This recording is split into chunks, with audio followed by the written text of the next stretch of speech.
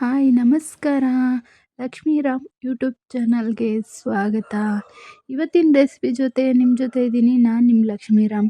ಇವತ್ತಿನ ವಿಡಿಯೋ ಏನಪ್ಪ ಅಂದರೆ ಇವತ್ತು ಅದ್ಭುತವಾದಂಥ ಹೆಲ್ದಿ ಆಗಿರುವಂಥ ಒಂದೊಳ್ಳೆ ಹೆಲ್ದಿ ಫುಡ್‌ನ ನಿಮಗೆ ಹೇಳಕ್ಕೆ ಬಂದಿದ್ದೀನಿ. ಈ ವಿಡಿಯೋ ಎಲ್ಲೂ ಸ್ಕಿಪ್ ಮಾಡ್ದಂಗೆ ಕೊನೆ ತನಕ ನೋಡಿ. ಮತ್ತು ಇಷ್ಟ ಆದರೆ ಶೇರ್ ಮಾಡಿ, ಲೈಕ್ ಮಾಡಿ, ಕಮೆಂಟ್ ಮಾಡಿ ಅಂತ ಹೇಳ್ತಾ ಈ ವಿಡಿಯೋನ ಸ್ಟಾರ್ಟ್ ಮಾಡ್ತಾಯಿದ್ದೀನಿ. ಬನ್ನಿ. ಇಲ್ಲಿ ನಾನು ಐಟಮ್ನ ತೊಗೊಂಡಿದ್ದೀನಿ. ಇದು ಏನಪ್ಪ ರೆಸಿಪಿ ಅಂದರೆ ಪಾಲಕ್ ಪನ್ನೀರ್ ರೈಸ್ ಫ್ರೈ ಹೇಗೆ ಮಾಡೋದು ಅಂತ ನಿಮಗೆ ಹೇಳ್ಕೊಡ್ತೀನಿ. ಬನ್ನಿ. ಇಲ್ಲಿ ನಾನು ಎಲ್ಲ ಕಟ್ ಮಾಡಿ ರೆಡಿ ಮಾಡಿ ಇಟ್ಕೊಂಡಿದ್ದೀನಿ ಐಟಮ್ನ. ನಿಮಗೆ ಎಷ್ಟು ತೊಗೋಬೇಕು ಅಂತ ಹೇಳ್ಕೊಡ್ತಾ ಹೋಗ್ತೀನಿ. ನಾನಿಲ್ಲಿ ಮೀಡಿಯಮ್ ಸೈಜು ಒಂದು ಟೊಮೊಟೊನ ಸಣ್ಣದಾಗಿ ಕಟ್ ಮಾಡಿ ಇಟ್ಕೊಂಡಿದ್ದೀನಿ. ಮತ್ತು ನಾನಿಲ್ಲಿ ಪಾಲಕ್ ಸೊಪ್ಪನ್ನ ಚೆನ್ನಾಗಿ ವಾಶ್ ಮಾಡಿ ಮೀಡಿಯಮ್ ಸೈಜಲ್ಲಿ ಕಟ್ ಮಾಡಿ ಇಟ್ಕೊಂಡಿದ್ದೀನಿ. ನಾನು ಇನ್ನೆರಡು ಈರುಳ್ಳಿನ ತೊಗೊಂಡಿದ್ದೀನಿ. ಅದನ್ನು ಕೂಡ ನಾನು ಸ್ವಲ್ಪ ಉದ್ದವಾಗಿ ಕಟ್ ಮಾಡಿ ಇಟ್ಕೊಂಡಿದ್ದೀನಿ ಸ್ಲೈಸಾಗಿ. ನೀವು ಹಾಗೆ ಕಟ್ ಮಾಡ್ಕೊಳ್ಳಿ. ಸ್ಲೈಸಾಗಿ ಈರುಳ್ಳಿನ ಕಟ್ ಮಾಡಿ ಇಟ್ಕೊಂಡಿದ್ದೀನಿ. ನಾನಿಲ್ಲಿ ಈರುಳ್ಳಿ ಸೊಪ್ಪನ್ನ ತೊಗೊಂಡಿದ್ದೀನಿ. ಈರುಳ್ಳಿ ಸೊಪ್ಪು ದೇಹಕ್ಕೆ ತುಂಬಾ ಒಳ್ಳೆಯದು. ಅದನ್ನು 1 ಇಂಚ್ ಸೈಜಲ್ಲಿ ಕಟ್ ಮಾಡಿ ಇಟ್ಕೊಂಡಿದ್ದೀನಿ. ನೆಕ್ಸ್ಟ್ ಇಲ್ಲಿ ನಾನು 1 ಸ್ಪೂನ್ ಆಗೋಷ್ಟು ಶುಂಠಿ ಬೆಳ್ಳುಳ್ಳಿ ಪೇಸ್ಟ್ನ ತೊಗೊಂಡಿದ್ದೀನಿ.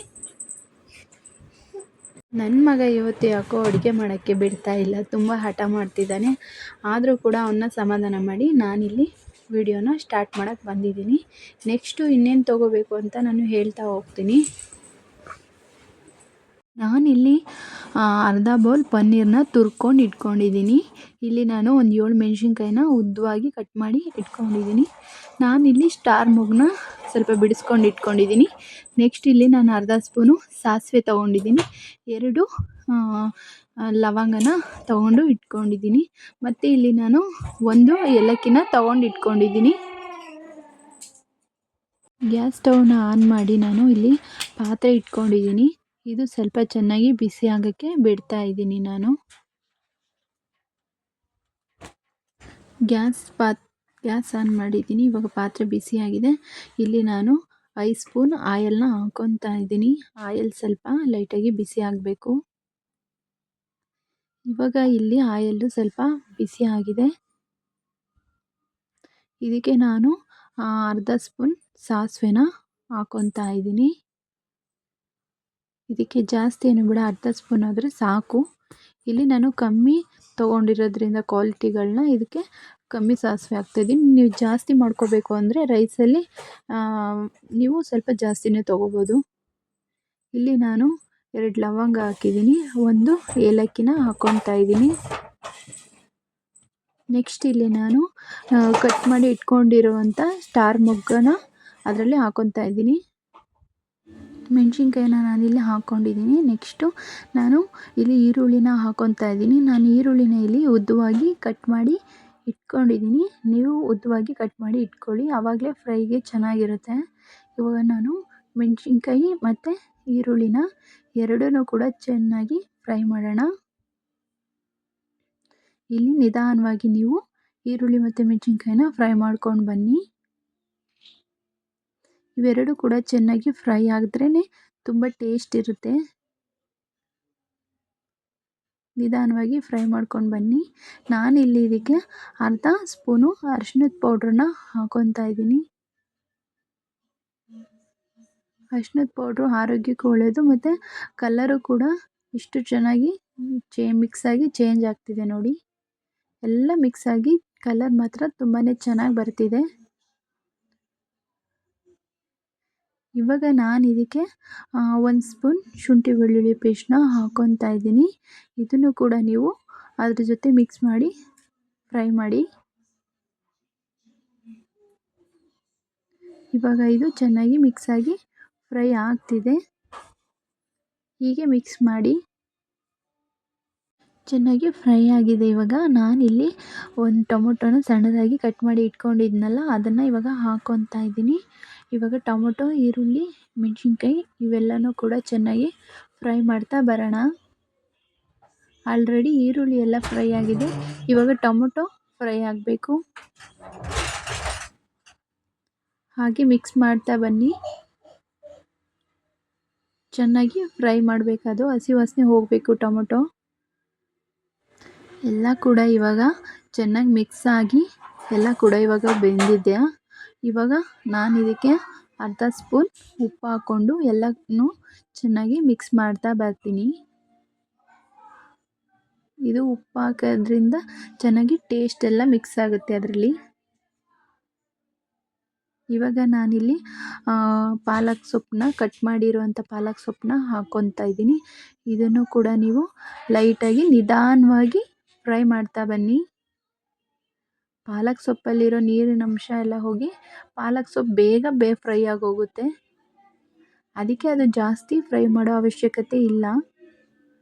ನಿಧಾನವಾಗಿ ಸ್ವಲ್ಪ ಫ್ರೈ ಮಾಡಿದ್ರೆ ಬೇಗ ಫ್ರೈ ಆಗುತ್ತೆ ಪಾಲಕ್ ಸೊಪ್ಪು. ನೋಡಿ, ಹಾಕಿದ ತಕ್ಷಣ ಎಷ್ಟು ಫ್ರೈ ಆಗಿದೆ ಅಂತ ಕಾಣಿಸ್ತಿದೆಯಲ್ಲ ನಿಮಗೆ, ಎಷ್ಟು ಚೆನ್ನಾಗಿ ಫ್ರೈ ಆಗ್ತಿದೆ. ಪಾಲಕ್ ಸೊಪ್ಪು ಇವಾಗ ಫ್ರೈ ಆಗಿ ಚೆನ್ನಾಗಿ ರೆಡಿ ಆಗಿದೆ. ನೆಕ್ಸ್ಟ್ ಇದಕ್ಕೆ ನಾನು ಕಟ್ ಮಾಡಿರುವಂಥ ಈರುಳ್ಳಿ ಸೊಪ್ಪನ್ನ ಹಾಕೊಳ್ಳೋಣ.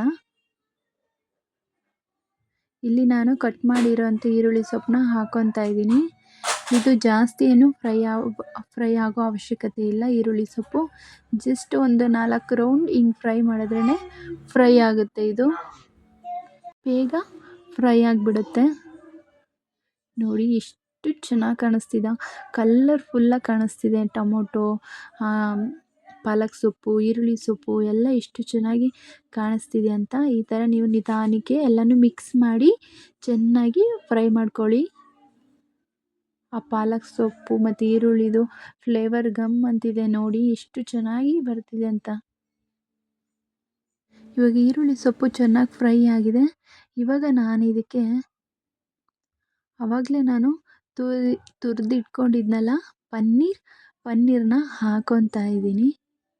ಪನ್ನೀರು ತುಂಬಾ ದೇಹಕ್ಕೆ ಒಳ್ಳೆಯದು ಅಂತ ನಿಮ್ಗೆಲ್ಲರಿಗೂ ಗೊತ್ತಿರೋ ವಿಷಯನೇ. ಆದಷ್ಟು ಇದು ಮಕ್ಳಿಗೆ ಈ ಥರ ಮಾಡಿಕೊಟ್ರೆ ತುಂಬಾ ಒಳ್ಳೆಯದು. ಕೆಲವ್ರು ಮಕ್ಕಳು ಪನ್ನೀರನ್ನ ಹಾಗೆ ತಿನ್ನಲ್ಲ. ಈ ಥರ ತುರಿದ್ಬಿಟ್ಟು ಮಾಡಿಕೊಟ್ರೆ ಏನೋ ಒಂದು ಚಿತ್ರಾನ್ನ ಅಂದ್ಕೊಂಡು ತಿನ್ಕೊಂಡ್ಬಿಡ್ತಾರೆ. ಇದು ಮಕ್ಕಳಿಗೆ ತುಂಬಾ ಒಳ್ಳೆ ರೆಸಿಪಿ ಅಂತಲೇ ಹೇಳ್ಬೋದು. ದೊಡ್ಡವರು ತಿನ್ಬೋದು, ಮಕ್ಕಳು ತಿನ್ಬೋದು. ಮತ್ತು ಲಂಚ್ ಬಾಕ್ಸ್ಗೆಲ್ಲ ತುಂಬಾ ಒಳ್ಳೆಯದು, ಟೇಸ್ಟಿಯಾಗಿರುತ್ತೆ. ನೋಡಿ, ಹಿಂಗೆ ನಿಧಾನವಾಗಿ ಚೆನ್ನಾಗಿ ಫ್ರೈ ಮಾಡ್ತಾ ಬನ್ನಿ. ನೋಡಿ ಎಷ್ಟು ಕಲರ್ಫುಲ್ಲಾಗಿ ಕಾಣಿಸ್ತಿದೆ ಮತ್ತು ಎಷ್ಟು ಚೆನ್ನಾಗಿ ಕಾಣಿಸ್ತಿದೆ. ನೋಡಿ ಎಷ್ಟು ಚೆನ್ನಾಗಿ ಫ್ರೈ ಆಗ್ತಿದೆ. ನೀವು ಸ್ವಲ್ಪ ಗ್ಯಾಸ್ನ ಕಮ್ಮಿ ಮಾಡಿಕೊಂಡೇ ಚೆನ್ನಾಗಿ ಫ್ರೈ ಮಾಡಿ. ನಿಧಾನಕ್ಕೆ ನೀಟಾಗಿ ಚೆನ್ನಾಗಿ ಫ್ರೈ ಆಗುತ್ತೆ ಅದು.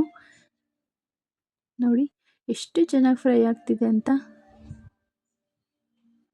ನಾನಿವಾಗ ಇಲ್ಲಿ ಪನ್ನೀರೆಲ್ಲ ನೀಟಾಗಿ ಫ್ರೈ ಆಗಿದೆ. ಇದಕ್ಕೆ ನಾನು ಬಿಸಿ ರೈಸ್ನ ಮಾಡಿ ಇಟ್ಕೊಂಡಿದ್ದೀನಿ.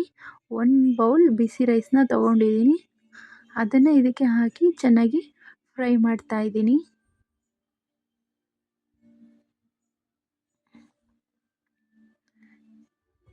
ನೀವು ರೈಸ್ ಹಾಕ್ಕೋಬೇಕಾದ್ರೆ ಯಾವಾಗಲೂ ಅಷ್ಟೇ ರೈಸ್ನ ಸ್ವಲ್ಪ ಉದ್ರಾಗಿ ಮಾಡ್ಕೊಳ್ಳಿ. ಮುದ್ದೆ ಥರ ರೈಸ್ನ ಮಾಡ್ಕೊಳ್ಳೋದ್ರಿಂದ ಮಾಡುವಂಥ ತಿಂಡಿ ಸರಿಯಾಗಿ ಬರಲ್ಲ. ಅದಕ್ಕೆ ನೀವು ರೈಸ್ನ ಆದಷ್ಟು ಉದ್ರಾಗಿ ಮಾಡ್ಕೊಳ್ಳಿ. ಆವಾಗಲೇ ಟೇಸ್ಟ್ ಚೆನ್ನಾಗಿರುತ್ತೆ, ಮಾಡೋ ರೆಸಿಪಿ ಕೂಡ ಚೆನ್ನಾಗಿ ಬರುತ್ತೆ. ಕೊನೆಗೂ ರೆಡಿ ಆಗೋಯಿತು ಪಾಲಕ್ ಪನ್ನೀರ್ ರೈಸ್ ಫ್ರೈ. ಇದು ತುಂಬ ಈಸಿ ಮಾಡೋದು, ತುಂಬ ಏನು ಕಷ್ಟ ಇಲ್ಲ. ಮಕ್ಳಿಗಂತೂ ಇದು ತುಂಬ ಅದ್ಭುತವಾದಂಥ ರೆಸಿಪಿ. ಮಕ್ಳಿಗೆ ನೀವು ಮಾಡಿಕೊಡ್ಬೇಕಾದ್ರೆ ಸ್ವಲ್ಪ ಮೆಣಸಿನ್ಕಾಯಿನ ಕಮ್ಮಿ ಹಾಕಿ ಮಾಡಿಕೊಟ್ರೆ ತುಂಬ ಇಷ್ಟಪಟ್ಟು ತಿಂತಾರೆ, ಅಷ್ಟು ರುಚಿಯಾಗಿರುತ್ತೆ. ನೀವು ಒಂದು ಸರಿ ಟ್ರೈ ಮಾಡಿ, ಹೆಲ್ದಿ ಫುಡ್ ಅಂತಲೇ ಹೇಳ್ಬೋದು. ಈ ವಿಡಿಯೋ ಇಷ್ಟ ಆದರೆ ನಿಮಗೆ ಲೈಕ್ ಮಾಡಿ, ಶೇರ್ ಮಾಡಿ, ಸಬ್ಸ್ಕ್ರೈಬ್ ಬಟನ್ನ ಕ್ಲಿಕ್ ಮಾಡಿ ಅಂತ ಹೇಳ್ತಾ ಮುಗಿಸ್ತಾ ಇದ್ದೀನಿ. ಬಾಯ್ ಬಾಯ್.